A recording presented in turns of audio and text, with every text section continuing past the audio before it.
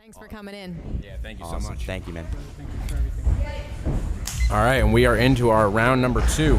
We have Will Schlucter, brown belt out of Mainline United, versus Jose Soto, who's a brown belt out of Jonathan Webb MMA in Washington Township, New Jersey. So this is a brown belt match at 2:15. So it's going to be really interesting to see how this shapes up here. Yeah, these are some big boys, and they're getting right to it right away. We're seeing a lot of upper body work, collar ties, a nice duck under attempt.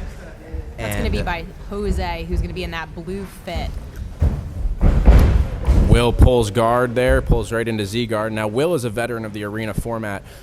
He competed on our last month's card, and he actually did a really good job at, just putting on a lot of top pressure and winning a lot of positional battles. But he is 0-1 under the banner, and I think we're already seeing him change up his game plan with this guard pull versus what he was doing last month.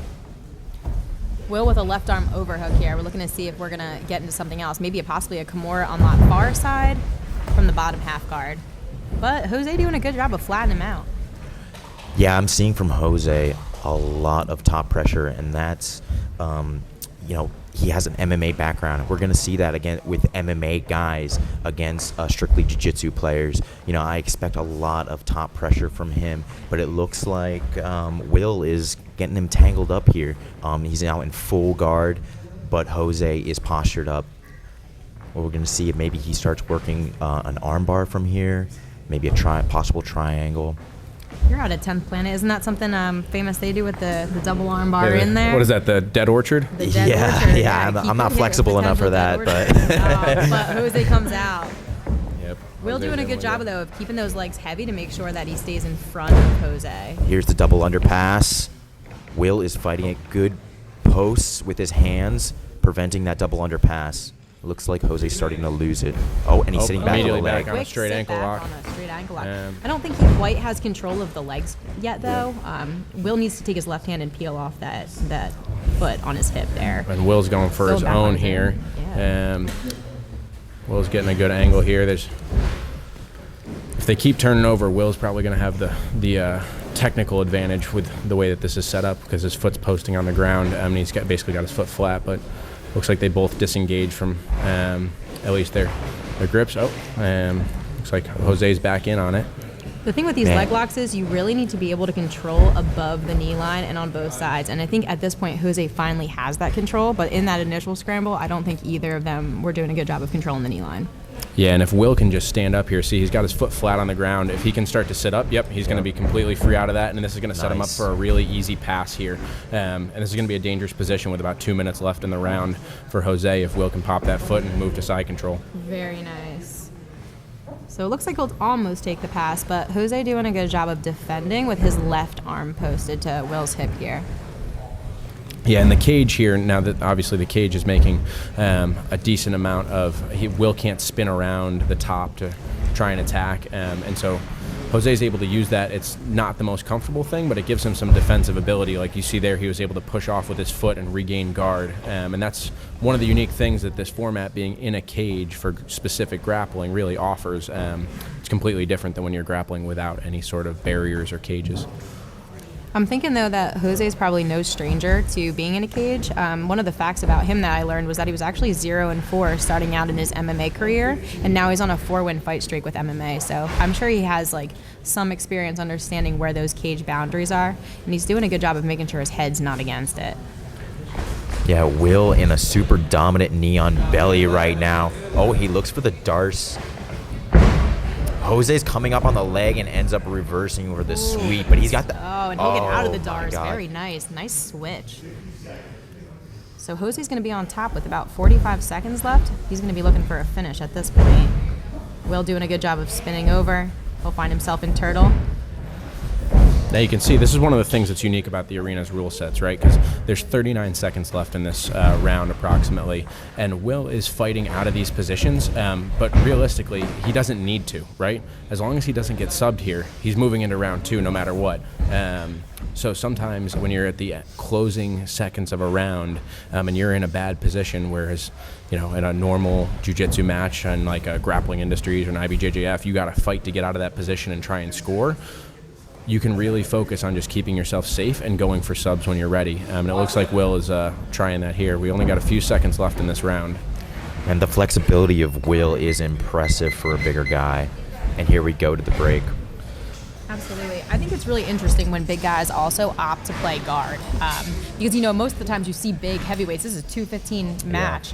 When you see them on the ground, I feel like it's awesome to see bottom and top position. So Will looks very versatile tonight. Absolutely. Yeah, and that's something that we didn't see from him in his last match. He spent the vast majority of his time last match on top, putting a ton of pressure and creating opportunities from there. But it's nice to see him mix it up, change up, pull guard, and work. He seems to be quite dangerous, especially with some of those upper body attacks from a closed guard. So I'm excited to see what happens in round 2. And here we go. Round 2 starts it off. So again, we're looking for the attack. They need to go to round 2 and 3 at this point. Looks like both guys are very willing to wrestle here. Looks like they're both fighting for, just as I say that, Will pulls guard. Good stuff. It seems like I think Will's one of Will's favorite positions is going to be bottom half here. He's found himself there a lot. But Jose doing a really good job of separating Will's upper and lower half of the body. He might have a darce of his own. Right into mount. That was beautiful. He's got plenty of time to work, Jose does on Looks top. like he's trying to rip a guillotine here, and he gets the wow. tap. All right. Less than a minute of a tap, too. You can tell About Jose 46 is a super seconds. powerful guy. And he got a hold of Will's neck and just 46 took it home. Very impressive. But we have another round coming up, don't we? Yes, we do. So it's going to be interesting. Now, if Will is able to get a sub in this round, we're going to move into a 4th unlimited overtime. Jose only needs to not get tapped to win this match. Now, obviously, he's going to be throwing everything there, and he's going to try and get a sub. Here we go, round 3. But no matter what happens here, Will needs to get a submission if he wants to have a chance at winning this match. The other thing I want to mention is that there is money up for grabs tonight, and one of them is quickest sub, so everyone's going to beat that 46-second guillotine here. Jose, again, will find himself on the top with a right arm overhook, which seems actually pretty tight. He's done a really good job of shutting down Will's left arm underhook every time we get to this position here. This is the same position that got him in trouble last time. I don't know if it was the best idea to go right back to it. I wish he would have tried to play a different game. Jose is a very powerful top position player. You can tell, I don't think he's going to get that. And you can tell Jose isn't even breathing heavy. He's in very good condition right now. Will seems to be struggling a little bit. That might be why he's willing to play that position. It gives himself a little more rest, and he can dictate the pace a little better. Definitely, I would agree. But at the same time, it still looks like Will is more than comfortable going right back into that half guard with a left underhook. So as long as he can keep that left underhook high, he can keep himself out of trouble. But he's already a little shallow here. So I would, again, also be concerned that needs to be up a little higher. Maybe he hurt us because I feel like it did go up a little higher in that moment there. Oh, and he'll come in on a leg. Looking for a leg lock here. Oh, there's the he's leg. Going for Good look at it. This is getting potentially interesting. Trying to pass that leg over for a heel hook. He is in a 50-50 type position now, though, so he's got to watch out for some counter leg locks. To get off that base, though, he's going to need to spin underneath and invert. Otherwise, he can't take out that base leg. Oh. Jose will free himself. But right back on it, Will. Ow. Nice scramble. What a scramble. Will understands that he needs to get a sub here, and he's throwing it at it. Jose doing a good job. There's and he'll get another tap. guillotine. That was Arm in guillotine this time. Arm in guillotine from Mount. So we have our winner, Jose Soto, by guillotine in round 2 and 3, and that guillotine in round 2 of 46 seconds currently put him in top contention for the fastest submission $100 bonus that is sponsored by our gracious host tonight, Droogs MMA and Jiu-Jitsu. Hey. For those of you that don't know, one of our commentators, Catherine, is a co-owner of Droogs MMA and Jiu-Jitsu, so... Come take a seat. Hello, Jose. Hello, guys. How are you feeling? How did you like the format tonight? Different. I liked it though. Quiet, not too loud, not too many people saying stupid stuff. So it's nice, good.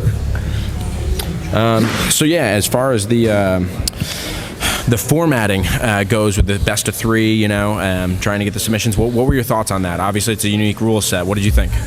Patience first round. I mean, guys can get tense in the beginning, whether it be their style or the intimidation factor of them going against me.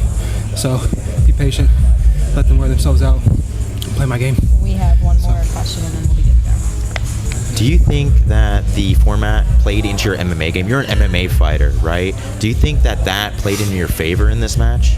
Yeah, cage awareness, using the cage, and just the overall toughness that it takes to be an MMA fighter. I didn't just do MMA, I wrestled too, so that grit, it plays a factor. These cages aren't nice. They can treat great. You can lose a hairline, falling head first into the cage, so, you know, it does play a factor being an MMA fighter. That's awesome. Well, congratulations. You know, we hope to have you back out, and, you know, beautiful show tonight. Thank you very much, guys. Have a good one.